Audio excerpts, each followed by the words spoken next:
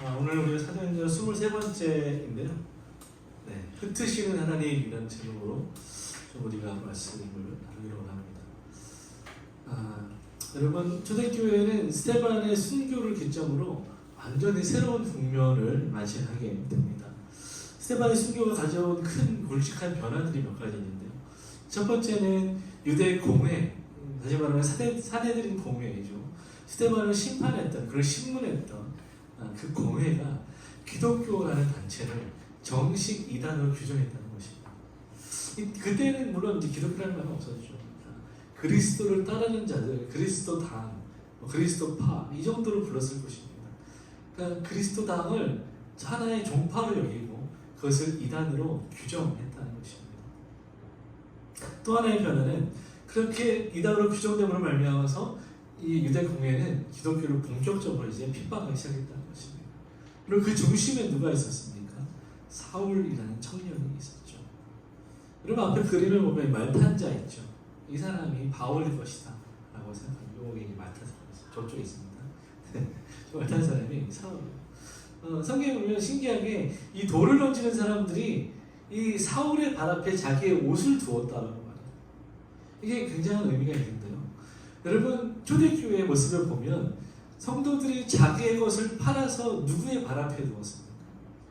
사도들의 발 앞에 두었죠. 자신의 재정과 자신의 어떤 것들을 자기 소유를 팔아서 사도들의 발 앞에 놓았다는 것은 사도들에게 주권이 있다는 것을 인정하는 것입니다. 그들의 권한이 있다는 것을 우리가 그들의 다스림 아래, 권위 아래에 있다는 것을 인정하는 거예요. 여러분 이 사람들이 자신들의 겉옷을 벌어서 사울 앞에 놓았다는 것은요, 사울에게 권위가 있다는 것을 인정하는 것입니다. 사도들이 거기에 공예를 받고 이 사울이라는 사람이 이 기독교를 그리스도 발을 핍박하는 주동자로 섰다는 것이죠. 기독교를 향한 본격적인 핍박이 시작되었습니다. 또 하나의 변화는 그로 인해서 예루살렘 교회가 흩어지기 시작했다는 것입니다. 여러분 이것이 연쇄적으로 일어난 것이죠. 스데반이 순교했고 기독교가 이단으로 정죄되었고 그래서 핍박이 본격적으로 시작되었고 예루살렘 교회가 핍박을 피하기 위해서 흩어지게 된 것이죠. 이것이 스데반의 순교가 가져온 어떤 변화, 굵직한 변화였습니다. 그런데 여러분이 눈으로 보이는 우리가 보기에는 이것이 썩 좋지 못한 일이고 고난이고 어려운 일이죠. 그런데 이것이 하나님의 관점으로 보면 어떻게 되냐면 이것은 위기가 아니라 기회, 새로운 기회였다는 것입니다. 우리에게는 예루살렘 교회에게는 이것이 너무나 큰 풍파였고 고난이었지만 위기였지만 하나님 편에서 볼 때 이것은 교회에 주는 기회, 새로운 기회였다는 것입니다. 여러분 어떤 기회라고요? 복음이 확장되기 시작하는 출발점이 된 것입니다. 스데반의 죽음, 그 순교가 하나님의 복음, 예수 그리스도의 그 생명의 복음이 온 열방으로 전파되는 그 출발하는 그 출발점이 되었다는 것입니다. 그 시효가 되었다는 것입니다. 그래서 스데반의 순교가 가져온 이 핍박은요, 겉으로 보기에는 교회의 큰 위기처럼 보였지만 하나님께서 복음을 예루살렘을 넘어서 유대와 사마리아와 땅끝까지 전하는 그 일에 시작이 되었다는 것에서 있어서 너무 귀한 일이다라는 것이죠. 또 하나는 이 위기를 통해서 하나님은 예루살렘 교회 안에 새로운 섭리를 시작하시고 새로운 사명을 부여하시는 것입니다. 그럼 지금까지는 교회가 탄생하게 하셨어요. 그리고 그 교회가 하나님의 보호하심 아래 잘 자랄 수 있도록 양육하셨습니다. 그리고 나서 이제 어느 정도 자라게 되니까 이 교회를 이제 광야로 보내시는 것입니다. 훈련장으로 보내는 거예요. 이것이 하나님이 교회를 이끄시는 어떤 방법입니다. 교회는 새로운 사명 가운데 서게 되었어요. 새로운 국면을 맞이하게 되었습니다. 이제 출발선에 서 있습니다. 근데 그것이 우리에게는 고난이라는 이름으로 왔다라는 것입니다. 여러분 그래서 우리가 사도행전 8장을 시작하기 전에 먼저 이 사도행전의 대략적인 개요를 다시 한번 살펴보고 지나가는 것이 우리에게 더 앞으로의 말씀을 상고할 때 유익하다라는 생각이 들었습니다. 그래서 오늘은 이 사도행전의 개요를 먼저 좀 살펴보고 진행하도록 할 텐데요. 여러분, 사도행전에서 가장 중요한 성경 구절이 있다면 많은 구절을 뽑을 수 있지만 대개는 이 구절을 뽑습니다. 여러분이 생각하는 사도행전에서 가장 중요하다라고 생각하는 성경 구절은 몇 절입니까? 몇 장 몇 절입니까? 네, 앞에 얘기해버렸기 때문에 네.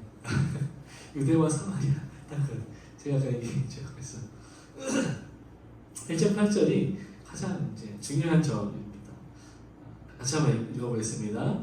오직 성령이 너희에게 임하시면 너희가 권능을 받고 예루살렘과 온 유대와 사마리아와 땅끝까지 이르러 내 증인이 되리라 하시니라. 네.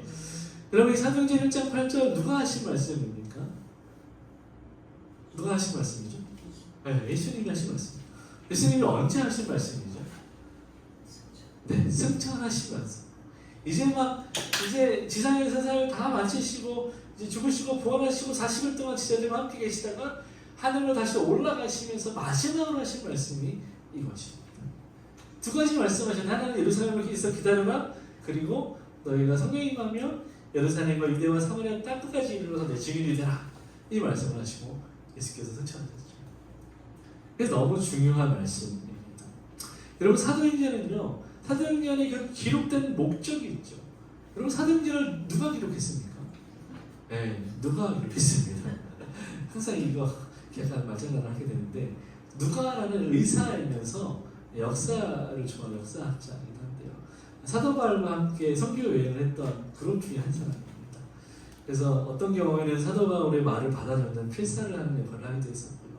그래서 이 누가가 가까이에서 그 선교팀에서 이 사역들을 보면서 사도행전을 자세히 기록할 수 있었던 것입니다. 여러분, 누가라는 사람이 아주 자세하게 사도행전을 기록했어요. 여러분, 이 사도행전의 기록 목적은요, 누가가 데오빌로라는 어떤 그 관료에게 기독교를 자세히 소개하기 위해서 작성한 글입니다.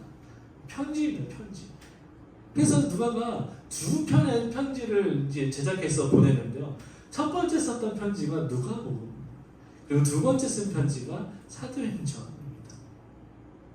그래서 누가는요, 첫 번째 집필했던 이 누가복음에서는 예수 그리스도의 탄생과 생애와 사역과 그리고 십자가 죽음과 부활까지를 다루고 있어요.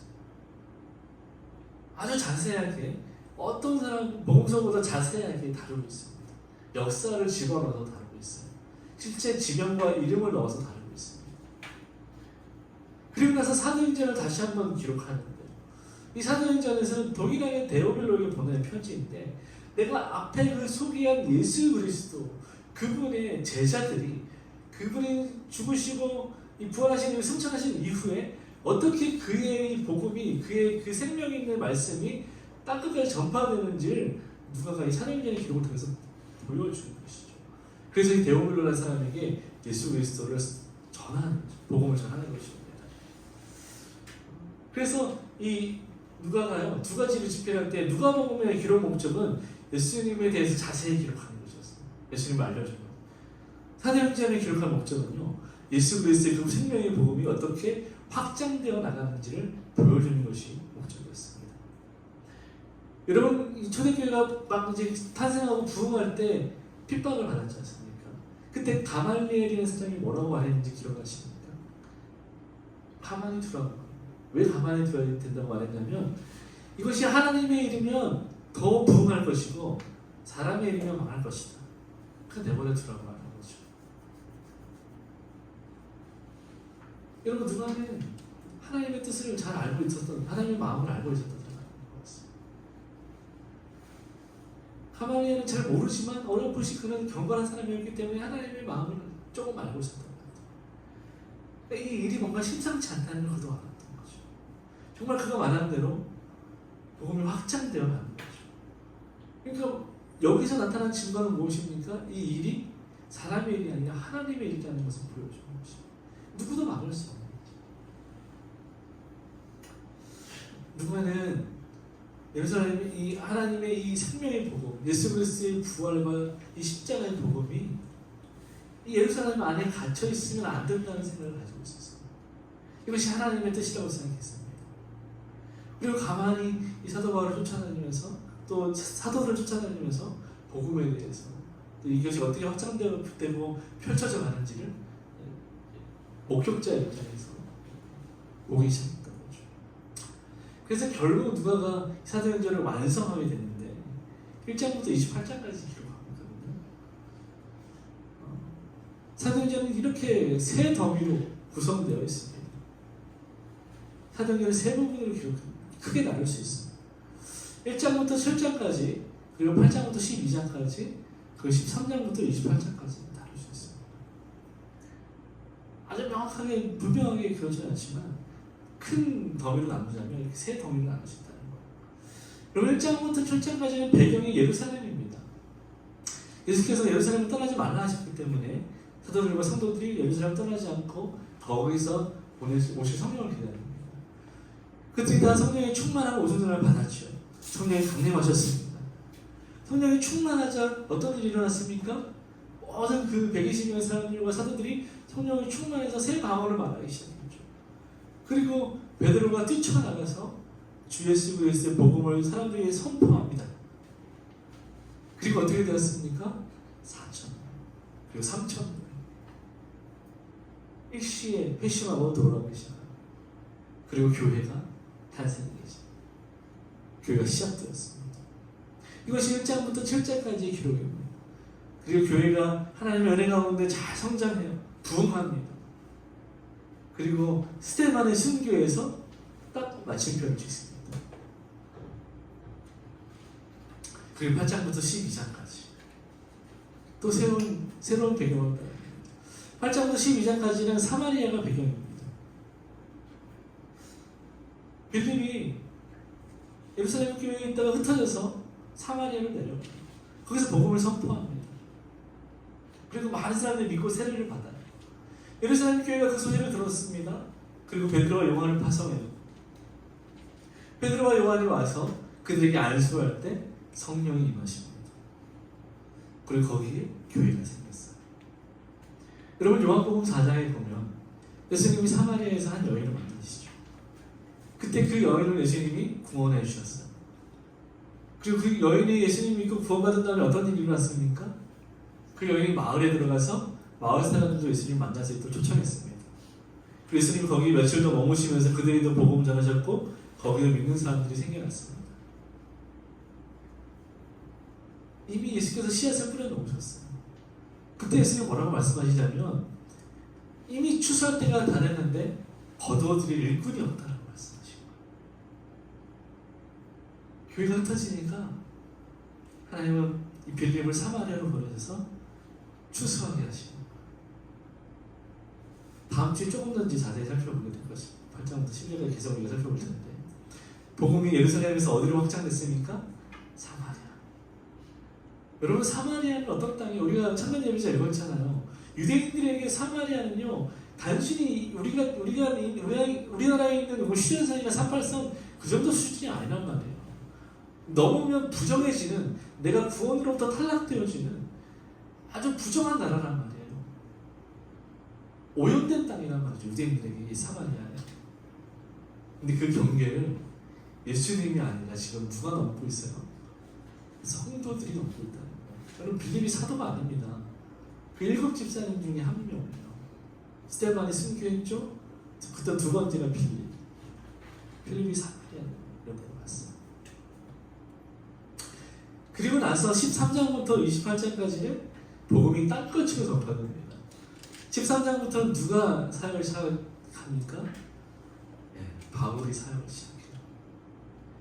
그래서 바울이 이 사마리아 예루살렘에서부터 이 아라비아로 갔다 다시 예루살렘으로 와요. 왔다가 안데오로 갔다가 선교 여행을 통해서 결국 로마까지 가게 됩니다.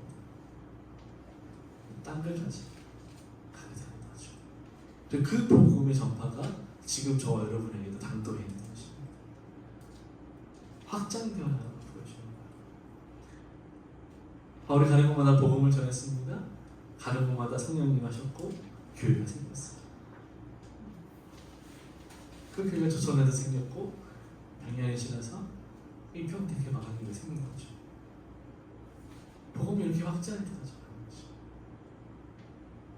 여러분, 하나님은 언젠가 저와 여러분을 또 흩으실 때가 있어요. 보내실 때가 있어요. 왜 보내십니까? 복음을 전하라, 교회를 세우라고 보내시는 것입니다. 복음을 확장되어져 가는 것입니다. 여러분, 하나님의 뜻은요, 복음의 확장입니다. 하나님은 복음이 확장되기를 원하세요. 그리고 복음의 확장을 누구에게 맡기셨습니까? 저와 여러분에게, 교회에게 맡기신 것입니다. 근데 예루살렘 교회가 가고 싶지 않았단 말이에요. 우리 지금 너무 막 부흥하고 있잖아요. 너무 좋잖아요. 움직이기 쉽지 않았죠. 하나님이 확장하게 하시는 거죠. 여러분, 우리 계열을, 사도행전의 계열을 살펴보면서 생각하는 건 뭐냐면, 우리 안에 복음을 가둬두면 안 된다는 것입니다. 여러분, 예수 그리스도의 그 복음이 가지는 그 활발한 생명력과 운동력을 우리 안에만 가두고 있으면 안 된다. 우리가 제한하면 안 된다는 것입니다. 여러분, 생각해 보세요. 하나님이 만드신 이 세상의 자연 법칙, 원리를 생각해 보십시오. 여러분, 물이 고여 있으면 어떻게 됩니까? 썩어져. 물건을, 우리가 막 사용하던 물건을 사용하지 않고 가만히 내버려두면 어떻게 됩니까? 그대로 있어요? 망가져요. 여러분, 집도요, 사람이 안 살면 아무리 새 집이라도 망가지는 거 아시죠? 사람도 마찬가지예요. 여러분, 나는 아무것도 안 하고 싶다. 하얀 소파에 하루 누워보고 계세요. 그럼 어떻게 돼요? 온몸의 근육이 다 빠져요. 살만 빠지면 좋겠는데 근육이 빠져요. 지방은 안 빠져요. 하나님 그렇게 디자인하셨습니다. 지방은 에너지원이거든요. 그래도 살으라고 지방은 안 빠지는데 근육이 빠져요. 그러니까 일어나고 싶을 때 못 일어나요. 퇴화하는 것입니다. 하나님 왜 이렇게 우리를 디자인하셨어요? 왜 이렇게 만드셨을까요? 멈추지 말라는 거예요. 고이지 말라는 것입니다. 고이고 멈추면 망가지고 썩고 죽는다는 것이죠. 근데 우리는 자꾸만 고이고 싶어하고 멈추고 싶어하고 그러는 거죠. 네. 여러분, 태초에 하나님 아담을 만드셨잖아요. 아담이 탱자탱자 놀았을까요? 그렇지 않아요. 아담 정말 나빴어요. 하나님이 아담에게 실템을 안 주셨어요. 좀 실망하면 데려가고 이름 지어라, 뭐 해라, 이렇게 막 말도 안 해요. 그러다가 막 다 짝이 난짝도 없고 막 이렇게 외로워하고 이러고 있는데 일만 시키고 하나님이 그래도 아담에게 그것이 기쁨이었어요. 근데 아담이와 하고 타락하고 나서 일하는 게 어때요? 고역이에요. 하나님 그렇게 말씀하시는, 네가 땀 흘리고 수고해야 먹고 살 수 있게 되었다. 타락의 결과죠. 여러분, 우리가 왜 일을 싫어하고 우리가 멈추고 싶어하고 쉬고 싶어합니까? 타락의 결과입니다. 타락의 결과예요.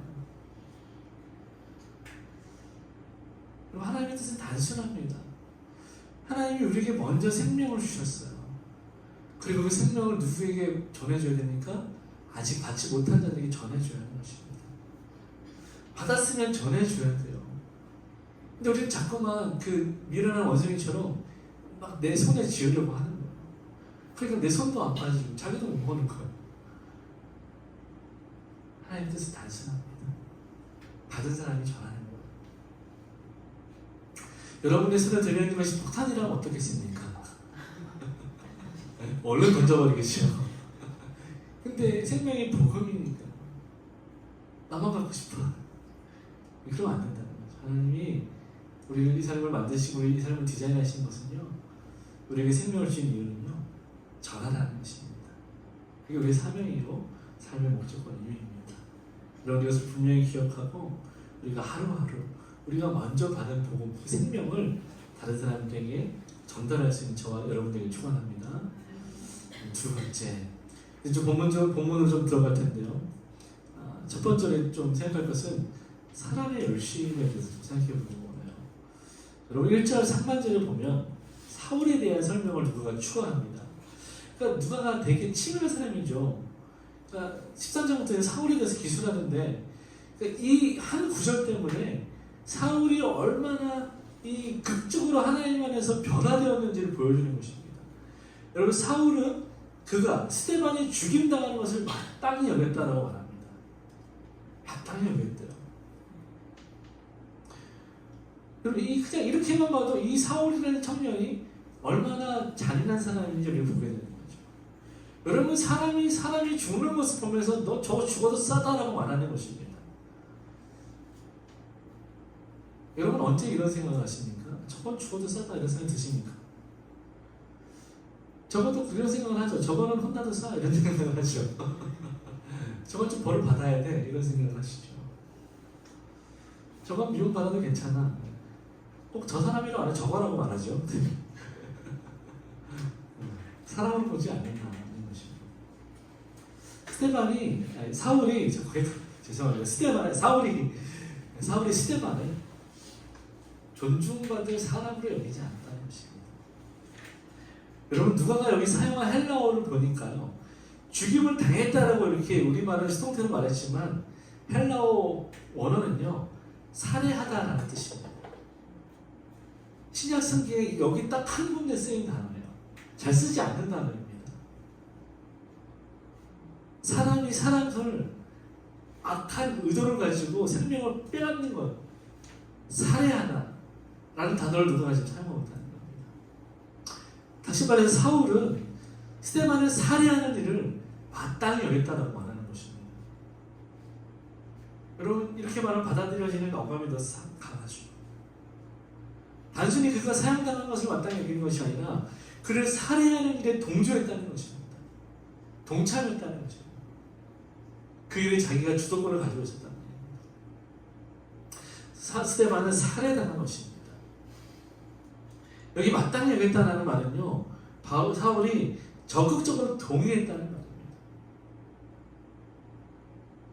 여러분, 이 사람이 사람을 죽이는 이 범죄 행위, 심지어 율법에도 어긋나는 일인데 바리새인이었던 사울과 공회원들이 이것을 마땅히 여겼다는 것입니다.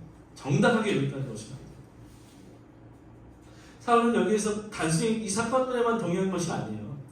이 누가가 사용한 이 마땅히 여기다라는 이 단어를 자세히 보면요, 살해 행위 전반에 대해서 동의하고 있다는 것입니다. 사울이 아주 적극적으로 또 이 자발적으로 스데반을 죽이는 일에 동참하고 있다는 것입니다. 참여했다는 것입니다. 스데반은 사울에게 있어서 살해해도 되는 죄인이었다는 것입니다.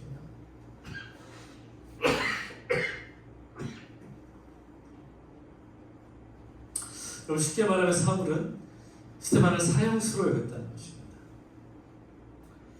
여러분, 이게 얼마나 무서운 생각인지 우리가 생각해야 됩니다. 사람이 사람을 살해한다는 것이 어떤 이유로 정당화될 수 있겠습니까? 요즘 그런 영화들 많이 나오잖아요. 사적 제재하는 영화들. 물론 그 영화들을 보면 속으로 마음으로 시원하긴 하죠. 법이 우리를 지켜주지 못한다는 생각이 드니까 사적으로 제재하고 심판하는 것에 대해서 사람들이 희열을 느끼고, 근데 대부분 어떤 방식이냐면 폭력과 살인이죠.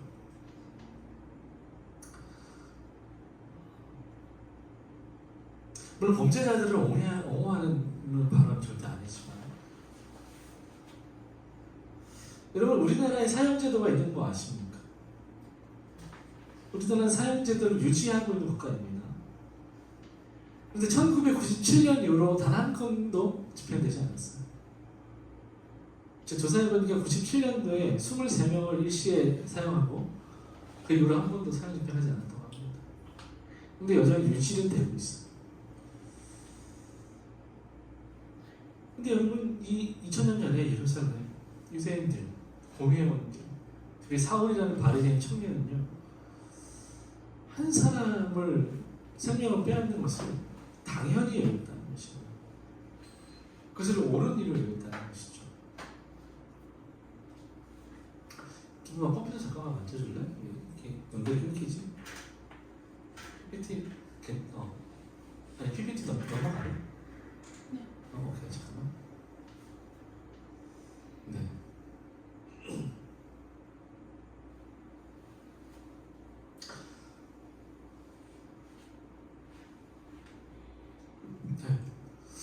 여러분, 지금 사울이 죽어 마땅하다고 여기는 사람이 어떤 사람입니까? 스데반이잖아요.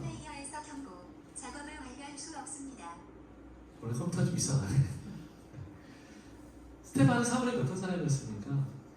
같은 헬라파 유대인으로서 그 헬라파 유대인들이 모이는 회당에서 함께 예배하는 사람이에요.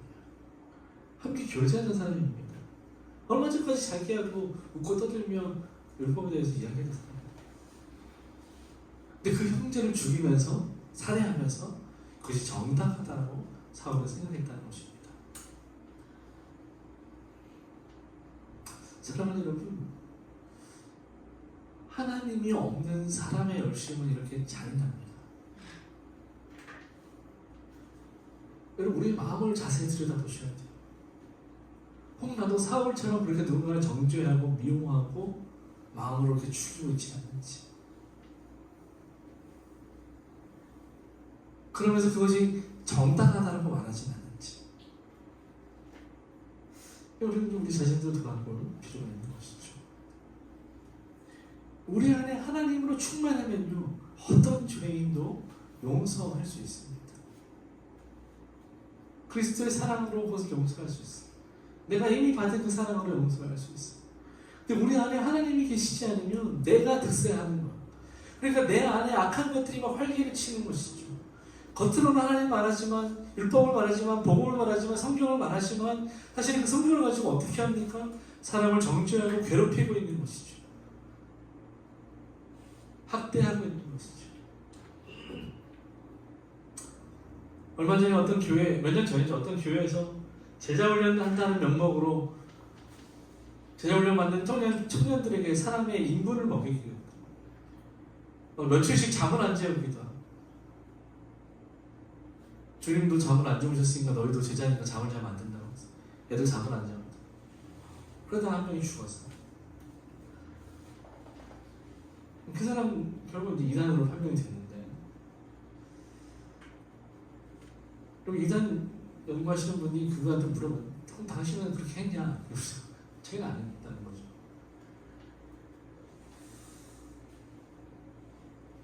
말씀을 사람을 학대하고 괴롭히는 도구로 사용할 수 있다는 거예요.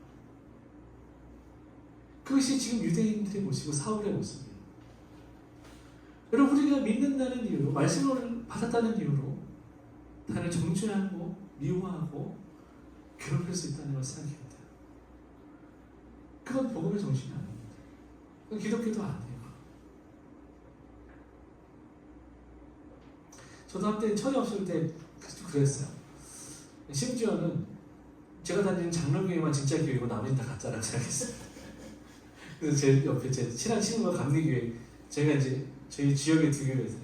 저희가 좀 작은 교회고요, 장로교회. 좀 떨어진 곳에 큰 교회, 약대 감리교회가 있었는데 되게 큰 교회였어요. 그 교회 다니는 친구가 있었는데, 그래도 우리가 진짜로 너네 가짜다 이렇게 꼭 가짜들이 많이 모인다 이렇게 하여튼 뭣도 모르게 헛소리를 하고 그랬는데, 그런 마음이 어느 때까지 있었어요. 계속 초년 때까지. 그래서 교회 다니는 사람들은 다 선한 사람들이고 교회 밖에 있는 사람들은 다 죽어도 마땅한 사람이라고 생각했어요. 제가 이제 철이 없을 때, 믿음이 없을 때 그런 생각을 했다는 거예요. 성숙하지 못한데. 그러니까 막 다 정죄하고 미워하고 그게 다 당연하다고 생각했다는 거죠.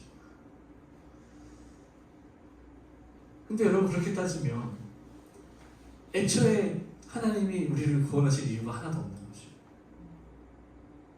바울이 그 심하고 나서 로마서에서 뭐라고 말합니까? 우리가 아직 죄인 되었을 때 예수께서 우리를 위해 죽으셨다고 말씀하시죠. 하나님은 죄인이지만 살아가셨어요. 그래서 구원하셨어요. 구원받은 우리를 어떻게 합니까? 아나무인이죠. 나는 어쨌든 구원받았으니까 나를 정죄하고 미워하고 낮게 여기고, 이게 지금 사울에게서 나타나는 오류입니다. 그가 하나님을 모르기 때문에 그랬던 거죠. 정말 하나님을 제대로 알았더라면 결코 그럴 수 없는 거죠. 제가 최근에 이제 바울로부터라는 책을 후원받아서 읽었는데, 거기 선교사님이 그런 얘기를 하시더라고요. 나중에 바울이 바나바의 초청을 받아서 예루살렘으로 올라갔는데, 그때 이 스데반이 순교했던 자리에 혼자 왔을 거라고, 그러면서 이렇게 미안해서 눈물을 흘리지 않았을까라고 자기가 상상해 본다고 그 얘기 하시더라고요. 왜 그렇지 않겠습니까? 얼마나 미안했을까요? 스데반을 생각하면서.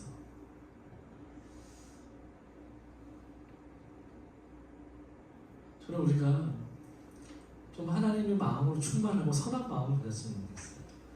여러분 지금 막 어떤 사람은 막 공격하고 비난하고 여러분 얼마 못 가서 후회합니다. 후회해요. 여러분 하나님이 그 마음이 없는 사람은 자기의 열심히 충만해서 돌을 들어요. 오늘 스테반을 돌로 쳤던 사람을 쳐. 사울처럼. 여러분 우리의 마음에도 그래서 돌이 있는지 없는지 잘 살펴봐야 돼요. 여러분의 삶에 돌이 잡혀있는지 성경이 잡혀있는지 잘 보시라는 거죠. 여러분 요한복음 8장에 보면 가늠하다 잡혀온 여인이 있었어요. 근데 이것도 놀라운 게 뭐냐면 웃긴 게 뭐냐면 여기도 이제 유대인들 바리새인들이 여인을 끌고 와요. 근데 남자는 끌려오지 않았어요. 이 여인만 끌려왔어요. 현장에서 잡혔는데 남자는 풀어지고 여인만 잡아왔다는 거죠. 이것도 율법에 어긋나는 일입니다. 원래 어떻게 했냐면 율법에는 가늠하다 잡히면 남자는 죽이고요. 여자는 그 형편을 봐서 용서해 줄 수 있어요. 둘 다 죽이거나 여자는 살려주거나 이게 율법입니다. 근데 이 사람들은 반대로 했어요. 남자는 풀어주고 여자를 잡아왔습니다. 왜요? 예수님을 시험하기 위해서. 예수님이 그 여인을 보고 아무 말도 하지 않고 땅에 뭐라고 쓰시면서 사람들에게 말합니다. 너희 중에 죄 없는 자가 먼저 돌로 쳐라. 사람들이 어떻게 했을까요? 양심의 가책을 느껴서 돌을 내려놓고 각자 자기 집으로 돌아갔습니다. 여러분 오늘 예수님께서 사울의 모습을 보면서 우리에게도 이 말씀을 하시는 거라고 저는 생각해요. 여러분 우리의 기준이 내 법이 내 규칙이 전부가 아닙니다. 여러분 그게 항상 옳지도 않아요. 그리고 나도 그렇게 하지 못해요. 그러면서 타인에게 어떻게 합니까? 너는 그래야 돼 라고 말하는 거죠. 넌 이걸 지켜야 돼 라고 말하는 것입니다.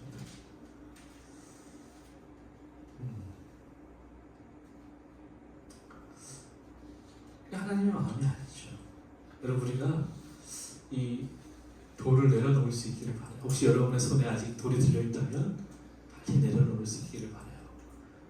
그러다 자기 발등을 지키는 순간 있습니다.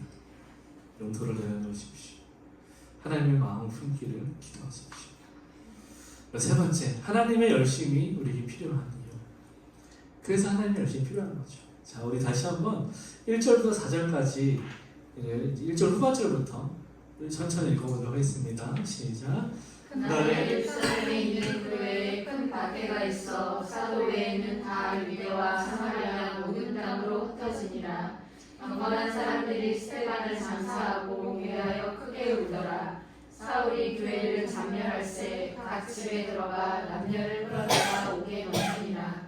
그 흩어진 사람들이 두루다니며 복음의 말씀을 전할세. 네, 여러분 스데반의 순교와 함께 본격적으로 예루살렘 교회는 이렇게 박해와 풍랑이 이 박해의 풍랑이 불어오기 시작했고 그것이 좀 가장 잦아들 줄 알았지만 전혀 잦아들지 않고 더 커졌다. 사울과 유대 공회가 더 이 살기가 등등해서 예수를 믿는 사람들을 잡아들이기 시작했습니다. 잡아들이고 신문하고 감옥에 가두기 시작했습니다. 핍박이 거세지니까 교회는 결단을 내렸습니다. 어떻게 해요? 핍박을 피해서 흩어지기로 결정한 것이죠. 저는 이 본문을 볼 때마다 그런 생각을 해요. 하나님이 흩으시는 이유가 있겠다는 생각을 하게 됩니다. 움직이기 싫어하면 하나님이 흩어놓으세요. 하나님이 흩어놓으세요. 그래서 교회가 흩어졌어요. 어떤 사람은 유대로, 어떤 사람은 사마리아로, 어떤 사람은 다메섹으로 이렇게 뿔뿔이 자기에게 익숙한 곳으로 흩어지기 시작한 거죠. 또는 하나님 보내신 곳으로 흩어지기 시작했습니다. 근데 누구만 남았냐면 사도들만 예루살렘에 그래서 남았어요. 사도들이 교회를 지켜야 하기 때문에 그들은 이미 목숨을 건 사람들이기 때문에 교회를 지키기로 결정하고 나머지는 성도들은 다 흘려보냈습니다. 여러분 꼭 핍박이 올 때 버티는 것만이 능사는 아닙니다. 하나님이 흩어지게 하면 자연스럽게 흩어지면 되는 거예요. 그래서 고집할 필요가 없습니다. 어떨 때는 버텨야 할 때가 있고요. 어떨 때는 피해야 할 때가 있는 것입니다. 오늘 교회는 흩어지기로 결정했습니다. 여러분 하나님은 이 고난이라는 것을 도구로 사용하셔서 교회를 열방으로 파송하신 것입니다. 여러분, 여기서 우리는 하나님의 놀라운 섭리를 발견해야 되는 것입니다. 무슨 말이냐면 교회가 지금 흩어지는 것이 그들의 선택인 것 같지만 사실은 그 이면에서 역사하시는 하나님의 역사라는 거죠. 하나님의 섭리, 하나님의 뜻, 하나님의 계획이라는 것입니다. 그래서 교회가 열방으로 흩어지는 것이 철저하게 하나님의 뜻과 계획 안에서 일어나는 일이라는 것입니다. 그런데 여러분, 우리가 어려운 것이 뭡니까? 하나님의 뜻을 이루실 때 우리에게 유익한 방법이 아니라 우리에게 아픈 고난이라는 방법을 사용하셨다는 것입니다. 왜 그러셨을까? 우리 좀 생각해 보기를 원하는 것이죠. 여러분, 가족이 있잖아요. 남자 여자가 만나서 결혼을 하면 이제 출산을 하게 되고 자녀를 양육하게 되죠. 자녀가 성장하면 교육을 하고 그러면 이제 자녀가 독립하게 됩니다. 이게 가족이 흘러가는 어떤 흐름입니다. 그런데 독립을 하는 게 자연스러운 거죠. 가족이 또 하나의 가족이 되고 그 가족이 또 하나의 가족이 되고 계속 이렇게 세포가 분열하듯이 분열해 나가는 것이 하나님이 디자인하신 모습입니다. 옛날에는 독립하는 것이 쉽지 않았으니까 다 모여서 한 그들은 지구안에 모여서 살았습니다. 그럼에도 불구하고 한 지구 안에 살지만 그 자녀들을 장성하면 결혼을 시키고 후손을 보게 하고 대를 물려가게 했던 거죠. 이것이 하나님의 자연스러운 디자인하신 섭리, 계획, 뜻입니다. 여러분, 자녀가 어릴 때에는 부모의 품 안에 있어야 돼요. 부모의 양육을 받아야 합니다. 근데 영원히 자녀가 부모의 품 안에 있어야 할까요? 여러분, 요즘 핑거르족이라고 하는데 장성에 30되고 40인데도 아직 부모님 품 안에 있는 자녀들이 있어요. 독립하지 못하고. 많은 핑계를 대지만 다 핑계죠, 사실은. 여러분, 자녀가 장성하면 결혼을 해서 독립을 하는 게 마땅한 일입니다. 그리고 자기의 가정을 또 이루고 또 거기서 자녀가 태어나면 또 자녀를 양육하게 되는 것이고 이게 하나님의 뜻입니다. 섭리입니다. 독립이 당연한 거예요. 그럼 바로 이 관점에서 우리가 교회가 흩어졌다는 것을 생각해야 된다는 것입니다. 교회가 흩어지는 것은 하나님의 교회를 이제는 이만큼 장성했으니까 너희가 독립해라 라고 떨어져 나가도록 하나님께서 만드신 일이라는 것이죠. 그걸 독립시킨 것입니다. 그래서 그들이 이 세상에 나가서 성장할 수 있도록 하는 것이죠.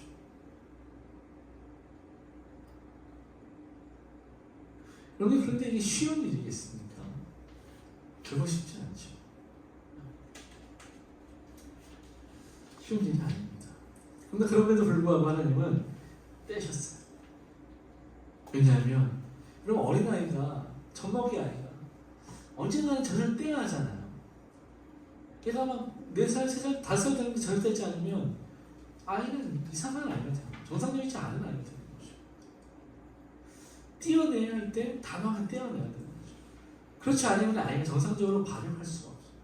정상적으로 발달할 수가 없어요. 하나님에게 교회가 그런 자녀 양육과 같은 것이죠. 예수님 교회가 탄생하게 하시고 저될 때가 되니까 하나님 떼어내시는 거예요. 단호하게 떼어내시는 거예요. 여러분, 어린아이가 엄마가 자기에게 단호하게 떼어낼 때 아이에게 그랬을 때 어떻겠습니까? 고난이죠. 아픔이죠. 왜 저러나 싶죠. 나한테 왜 이래 이러나 서운해 이럴 수 있잖아요.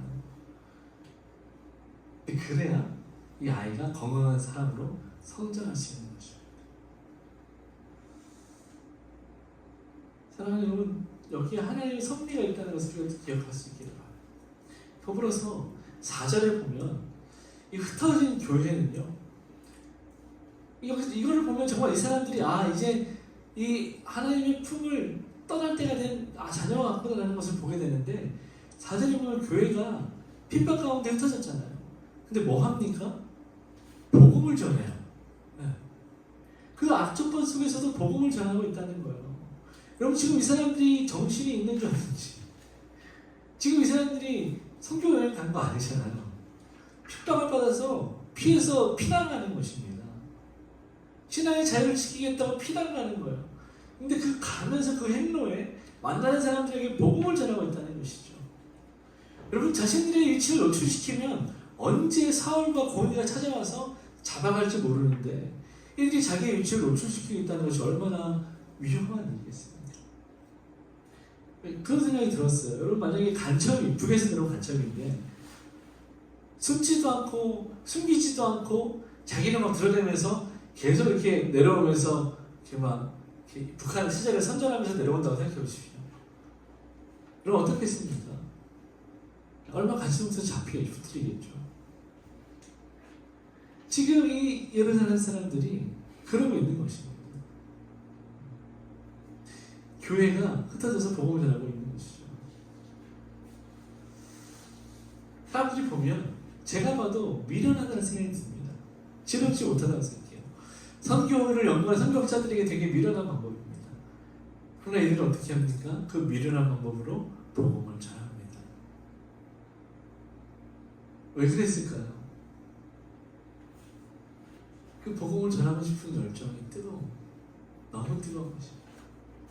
전하지 않고서 견딜 수가 없는 거예요. 왜요? 우리가 그들이 지나가는 그 길목에도 구원받아야 할 사람들이 많이 있었기 때문입니다. 설사 내가 위험에 처하더라도 그에게 복음을 전하고야 말겠다는 하나님의 열심이 그들에게 있었던 것이죠.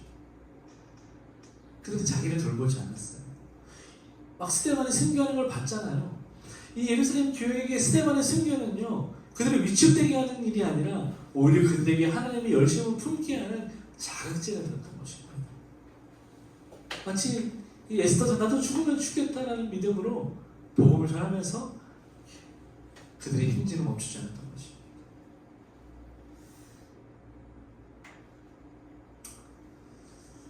사랑하는 여러분, 오늘 이 흩어진 교회의 모습을 보면서 저는 이 복음에 대한 진심을 느끼게 되는 것이죠.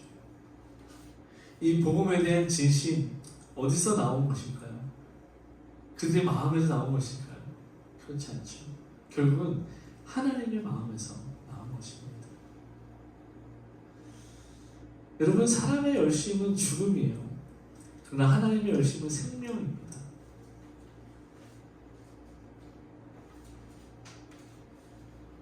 하나님이 없는 사람의 열심은 잔인해요. 사람을 죽이는 결과를 낳습니다. 그러나 오늘 흩어진 교회와 같이 하나님과 동행하며 성령이 그 마음 가운데 임재하시는 사람, 그들이 가지는 열심은 사람을 살리는 생명을 얻은 결과를 보게 된다는 것입니다. 우리가 어떤 열심을 품어야 할지는 분명히 보이죠. 여러분, 오늘 성경을 주의 깊게 보십시오. 교회가 흩어진 것은 그들이 원하는 일이 결코 아니었습니다. 오히려 예루살렘 교회는 하나님의 은혜로 충만했기 때문에 흩어지고 싶지 않았을 거예요. 그럼 마치 베드로가 이 변화산에서 예수님의 그 거룩한 모습을 보면서 이 여기가 졌사오니라고 말했던 것처럼 예루살렘 교회는 그 충만한 은혜 가운데 그것을 벗어나고 싶지 않았을 거예요. 그것을 빼앗기고 싶지 않았을 것입니다. 거기에 안주하고 싶었을 거예요. 여러분, 생각해 보십시오. 사람이 좋은 곳을 만나면 빼앗기기 싫어해요. 여러분, 제가 장난기가 되게 많은데 어린 아이들요, 물고 있는 젖병을 뺐으면 울어요. 쪽쪽이를 뺏어도 울어요. 장난감을 뺏어도 울어요. 애들도, 말 못하는 애들도 자기 가지고 있는 거 좋아하는 거 뺏으면 울어요. 싫어합니다. 성민들은 오죽하겠습니까? 여러분, 빼앗기고 싶지 않죠. 이게 얼마나 좋아 보이니까.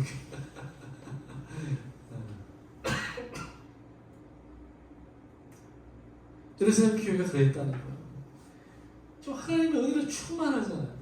제가 2008년도에 플로리다에 갔는데 거기에 그 당시 어떤 일이 있었냐면 굉장히 큰 이 부흥 집회가 있었습니다.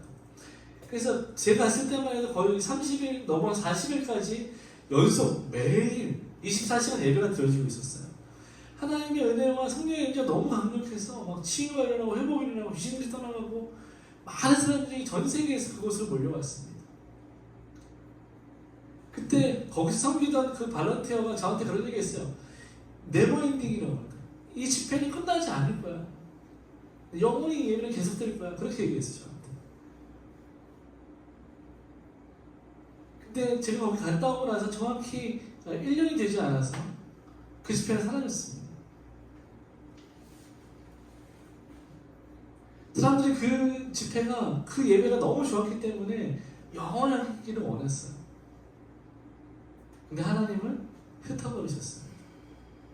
근데 어떻게 흩어졌냐면요, 거기서 막 주도적으로 일했던 사역자 한 형제가 있었는데, 그 형제, 굉장히 기름 부으시는 형제였는데, 그 형제가 어떤 문제를 일으켜서 이제 자리를 내려놓으면서 그 집회가 사라졌어요.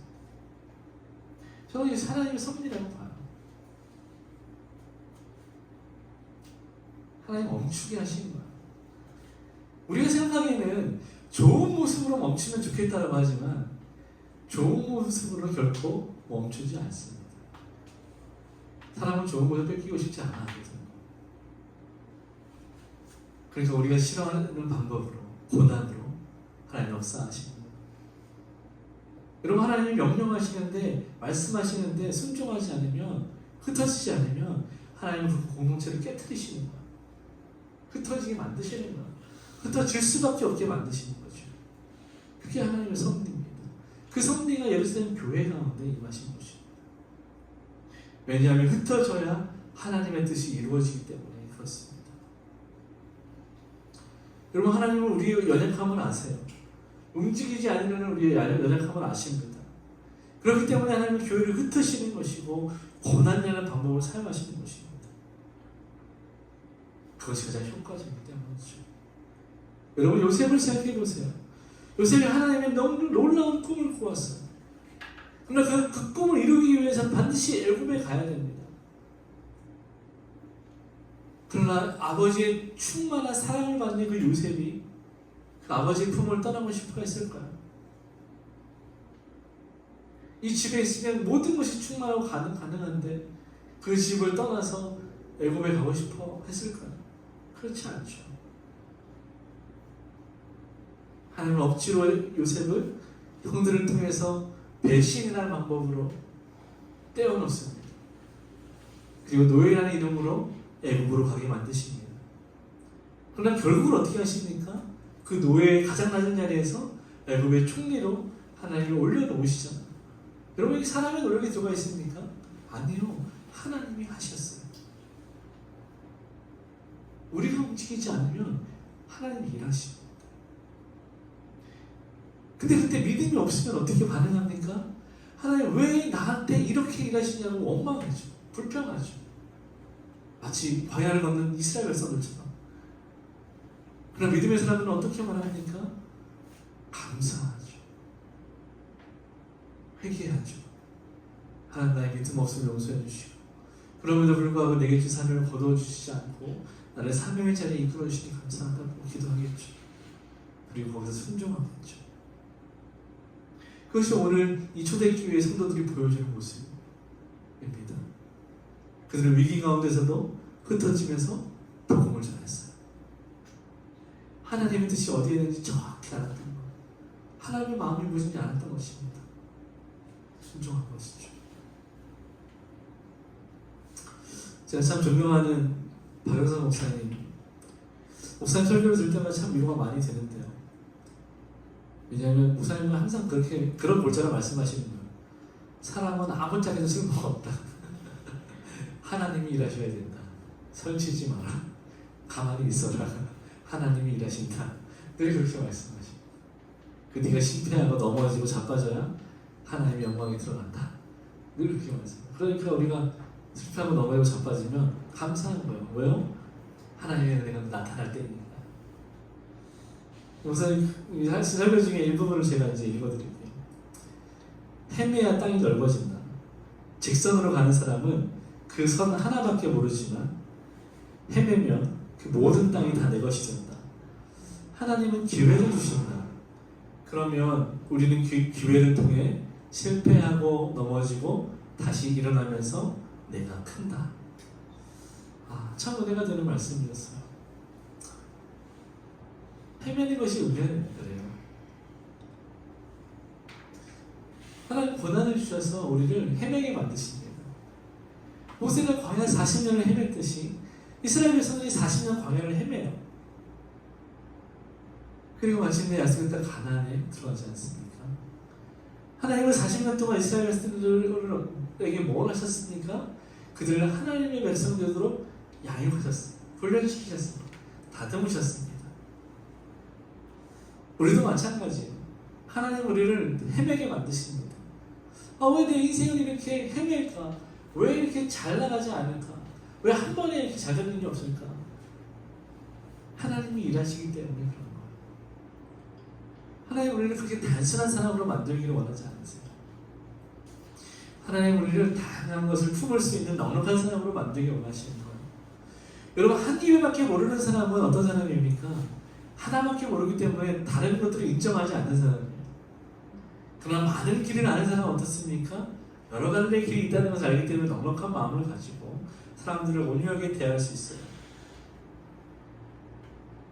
그러나 한 줄밖에 모르면 사람을 정죄하고 미워하고 심판할 수밖에 없는 것이죠. 여러분 가장 무서운 사람은요, 책 한 권 읽은 사람이에요. 책 한 권 읽은 사람이 가장 무서운 사람입니다. 온갖 아는 척은 다 아는 거죠. 사실을 모르는 사람. 요즘 MZ들이 가장 싫어하는 사람이 그런 사람이에요. 모르면서 아는 척하는 사람. 가장 싫어요. 진짜 고수는요, 말이 많지 않습니다.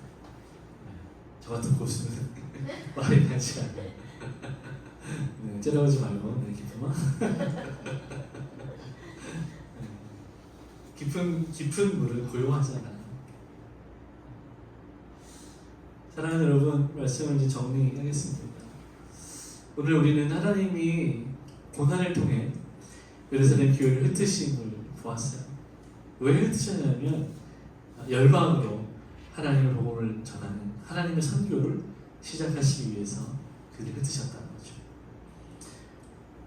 이 가운데 우리가 보는 것은 하나님이 없는 사람의 열심은 아무리 선한 의도를 가졌고 적법한 절차를 가졌다고 해도 그것이 결국은 살인하는 것밖에 아무런 영향력이 없다는 것이죠. 그러나 하나님의 열심은 그것이 비록 고난이라는 우리에게 아픈 현실로 다가오지만 그것이 가져다 주는 결과는 무엇이냐면 생명과 기쁨이라는 것입니다. 오늘 빌립을 통해서 사마리아 땅에 복음이 전해졌습니다. 많은 사람들이 믿고 따랐습니다. 세례를 받았습니다. 그리고 8절에 뭐라고 말합니까? 그 성에 큰 기쁨이 임했다고 말합니다. 하나님의 열심은 반드시 생명과 기쁨을 가져다 주게 되어 있습니다. 다시 말하면 우리가 하나님의 기쁨으로 충만하면 우리가 서 있는 그 땅에 생명과 기쁨이 충만하게 될 것이라는 것입니다. 여러분이 서 있는 땅은 어떻습니까? 생명이 있습니까? 기쁨이 있습니까? 그래서 잘 살펴볼 수 있기를 바랍니다. 하나님께서 저와 여러분의 인생을 흩으셔서 우리가 여기까지 온 줄 믿습니다. 그리고 하나님은 매일 우리가 처한 현실로 다시 흩어 놓으십니다. 교회 안에만 있게 하지 않으세요. 우리를 각자의 삶을 다시 흩어 놓으시는 거예요. 여러분 그래서 우리가 힘들지만 출근하는 거예요. 힘들지만 학교에 가는 것입니다. 힘들지만 사람을 만나는 것입니다. 왜요? 하나님 우리를 그곳에 흩어 놓으셨기 때문에 그렇습니다. 하나님 그것에 우리를 심어 놓으시는 것입니다.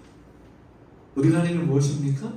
오늘 예루살렘 교회 사람들처럼 그곳으로 가면서 그곳에 가서 주의 복음을 전파해야 되는 것입니다. 그것이 하나님이 우리에게 맡겨주신 사명이에요. 그리고 그렇게 할 때 거기에 생명과 기쁨이 충만하게 일어나게 되는 것입니다. 저는 우리가 다음 주에 다시 만났을 때 여러분의 삶의 현장에서 어떻게 생명이 일어나고 어떻게 기쁨이 일어났는지 많은 간증들이 일어날 수 있기를 예수 그리스도의 이름으로 축원합니다. 기도하겠습니다.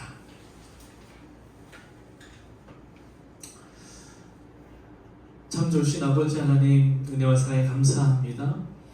하나님 오늘도 우리가 사도행전 8장 말씀을 상고하면서 하나님의 열심이 얼마나 위대하고 놀라운지 생각해 보았습니다. 하나님 사람의 열심은 사람을 살해하는 것밖에 결과를 낳을 수 없지만 하나님의 열심은 사람을 살리고 생명이 있게 하고 큰 기쁨이 있게 하시는 것을 우리가 보았습니다. 하나님의 예루살렘 교회가 하나님의 은혜 가운데 흩어졌으나 그들이 온전히 흩어지지 않고 흩어진 그곳에서 복음을 전하며 생명을 일으키고 기쁨을 일으켰던 것처럼 사랑하는 마학교회 성도들 한 사람 한 사람도 하나님께서 흩어진 그곳에서 복음을 전파함으로 말미암아 생명을 일으키고 기쁨을 일으키는 축복의 통로가 다 될 수 있도록 하나님 역사하시고 은혜를 더하여 주옵소서. 지금은 우리 주 예수 그리스도의 은혜와 선하신 하나님 아버지의 사랑과 보혜사 성령의 교통하심이 오늘 주의 말씀을 들고 세상으로 나아가 축복의 통로가 되어 복을 유통하기를 소원하는 거룩한 주님의 백성들 머리 위에 저들의 가정과 직장과 학업 위에 이 나라와 풍령 땅 그리고 열방 가운데 이제부터 영원까지 함께 있을지어다. 아멘.